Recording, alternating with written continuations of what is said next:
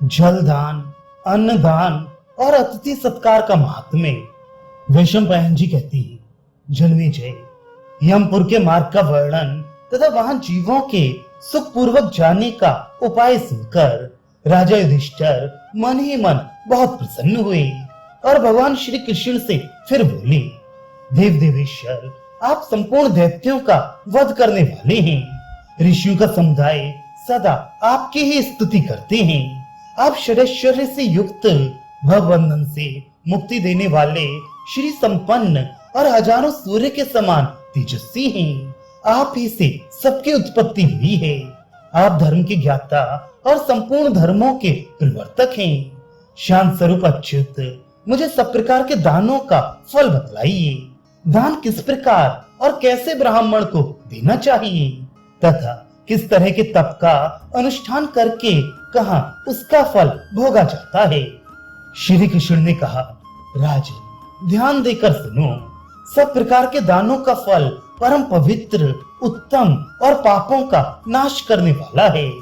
यदि एक दिन भी गाय की प्यास बुझाने भर का जल, जो स्वयं ही जमीन खुदवाकर पैदा किया गया हो, दान किया जाए, तो उससे 7 पीढ़ी तक के पूर्वजों का उद्धार हो जाता है। संसार में जल को प्राणियों का जीवन माना गया है। उसके दान से जीवों की तृप्ति होती है। जल के गुण दिव्य हैं और वे परलोक में भी लाभ पहुंचाने वाले हैं। यमलोक में पुष्पोद की नाम वाली परम पवित्र नदी है। वह जलदान करने वाले पुरुषों की संपूर्ण कामनाएं पूर्ण करती है।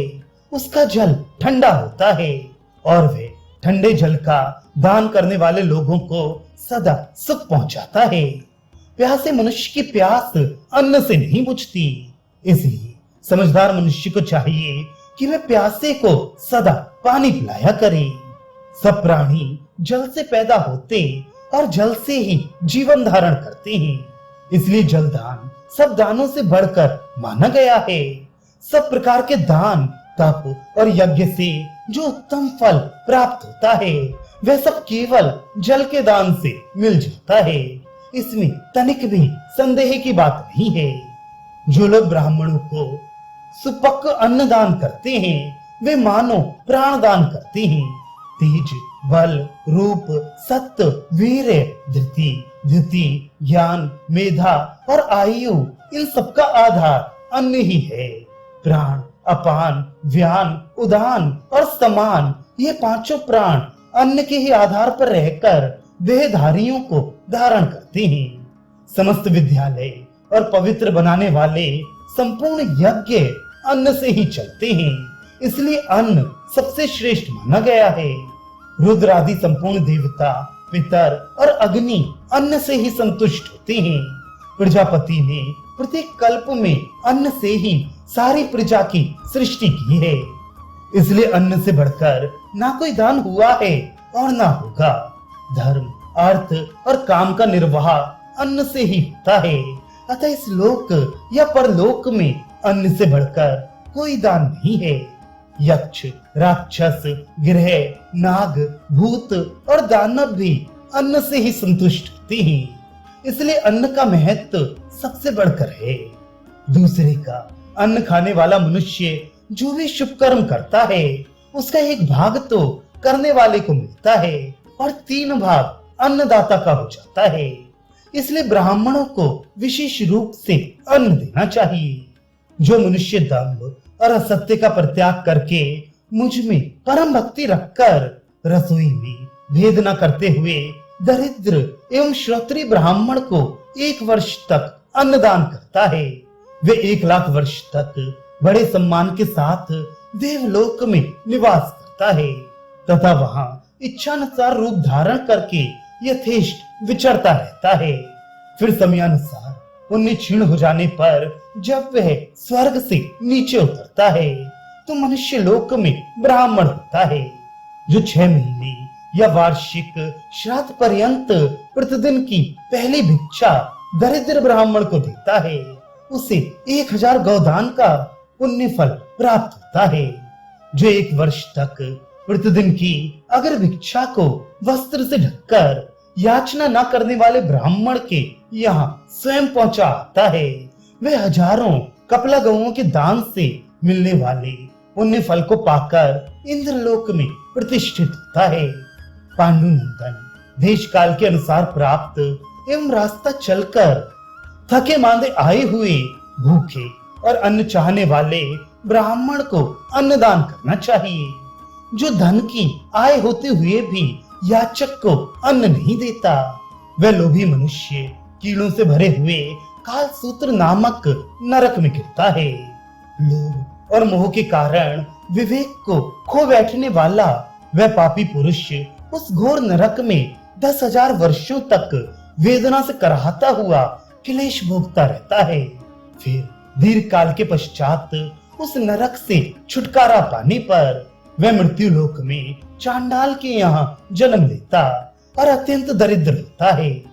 जो दूर का रास्ता तय करने के कारण दुर्बल तथा भूख प्यास और परिश्रम से थका मांदा हो, जिसके पैर बड़ी कठिनता से आगे बढ़ते हों तथा जो बहुत पीड़ित हो रहा हो, ऐसा ब्राह्मण अन्नदाता का पता पूछता हुआ धूल भरे पैरों से यदि घर पर आकर अन्न की याचना करे तो यत्न पूर्वक उसकी पूजा करनी चाहिए, क्योंकि वह अतिथि स्वर्ग का सोपान होता है। उसके संतुष्ट होने पर संपूर्ण देवता संतुष्ट हो जाते हैं। अतिथि की पूजा करने से अग्निदेव को जितनी प्रसन्नता होती है, उतनी हविष्य से होम करने और फूल तथा चंदन चढ़ाने से भी नहीं होती। श्रेष्ठ पुष्कर तीर्थ में विधि पूर्वक कपला गौ का दान करने से भी उस फल की प्राप्ति नहीं होती जो ब्राह्मण को भोजन कराने से मिलता है। ब्राह्मण के चरणों तक से भीगी हुई ये पृथ्वी जब तक कायम रहती है, तब तक अन्नदाता के पितर कमल के पत्ते से जल पीते हैं। देवता के ऊपर चढ़ी हुई पत्र पुष्प आदि पूजन सामग्री को हटाकर उस स्थान को साफ करना, ब्राह्मण के झूठे किए हुए बर्तन और स्थान को मांज धो देना, थके हुए ब्राह्मण का पैर दबाना, उसके चरण धोना, उसे रहने के लिए घर, सोने के लिए शैया और बैठने के लिए आसन देना, इनमें से एक एक कार्य का महत्व गोदान से बढ़कर है। जो मनुष्य ब्राह्मणों को पैर धोने के लिए जल, पैर में लगाने के लिए घी, दीपक, अन्न और रहने के लिए घर देते हैं, वे कभी यमलोक में नहीं जाते। राजन, ब्राह्मण का आतिथ्य सत्कार तथा भक्ति पूर्वक उसकी सेवा करने से 3300 देवताओं की सेवा हो जाती है। पहले का परिचित मनुष्य यदि घर पर आए तो उसे अभ्यागत कहते हैं और अपरिचित पुरुष अतिथि कहलाता है। द्विजों को इन दोनों की ही पूजा करनी चाहिए। ये पंचम वेद पुराण की श्रुति है। जो अतिथि के चरणों में तेल मलता, उसे भोजन कराता और पानी पिलाता है, उसके द्वारा मेरी भी पूजा हो जाती है। इसमें तनिक भी संदेह नहीं है। वह मनुष्य तुरंत सब पापों से छुटकारा पा जाता है और मेरी कृपा से चंद्रमा के समान उज्जवल विमान पर आरोहण होकर मेरे परम धाम को पधारता है।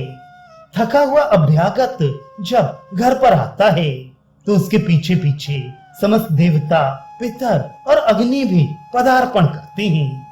यदि उस अभ्यागत द्विज की पूजा हुई तो उसके साथ उन देवता आदि की भी पूजा हो जाती है और उसके निराश लौटने पर वे देवता, पितर आदि भी हताश होकर लौट जाते हैं।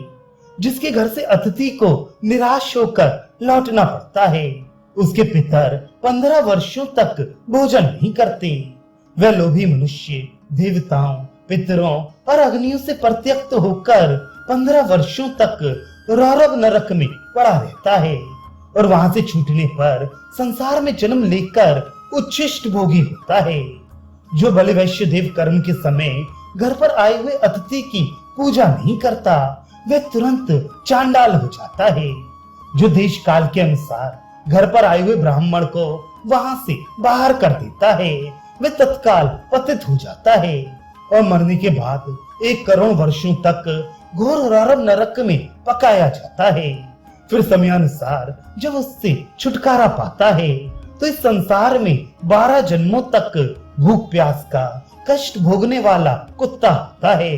यदि देश काल के अनुसार अन्न की इच्छा से चांडाल भी अतिथि के रूप में आ जाए तो गृहस्थ पुरुष को सदा उसका सत्कार करना चाहिए। जो लोभ और मोहवश विचार शून्य होकर उसका सत्कार किए बिना ही भोजन कर लेता है वह 10 जन्मों तक चांडाल होता है। जो अतिथि को निराश लौटाकर स्वयं भोजन करते और उससे अत्यंत हर्ष का अनुभव करता है उसे इस बात का पता नहीं रहता कि मैं विष्ठा के कुएं में पड़ने वाला हूँ। जो अतिथि का सत्कार नहीं करता उसका ऊनी वस्त्र ओढ़ना, अपने लिए रसोई बनवाना और भोजन करना सब कुछ व्यर्थ है। जो प्रतिदिन सांगोपांग वेदों का स्वाध्याय करता है किंतु अतिथि की पूजा नहीं करता उस द्विज का जीवन व्यर्थ है। जो लोग पाक यज्ञ, पंच महायज्ञ तथा सोमयाग आदि के द्वारा यजन करते हैं परंतु घर पर आए हुए अतिथि का सत्कार नहीं करते, वे यश की इच्छा से जो कुछ दान या यज्ञ करते हैं वह सब व्यर्थ हो जाता है। अतिथि की मारी गई आशा मनुष्य के समस्त शुभ कर्मों का नाश कर देती है। इसलिए श्रद्धालु होकर देश, काल, पात्र और अपनी शक्ति का विचार करके थोड़ा बहुत अतिथि सत्कार अवश्य करना चाहिए। जब अतिथि अपने द्वार पर आए तो बुद्धिमान पुरुष को चाहिए कि वह प्रसन्न चित्त होकर हंसते हुए मुख से अतिथि का स्वागत करे तथा बैठने को आसन और चरण धोने के लिए जल देकर अन्नपान आदि के द्वारा उसकी पूजा करे।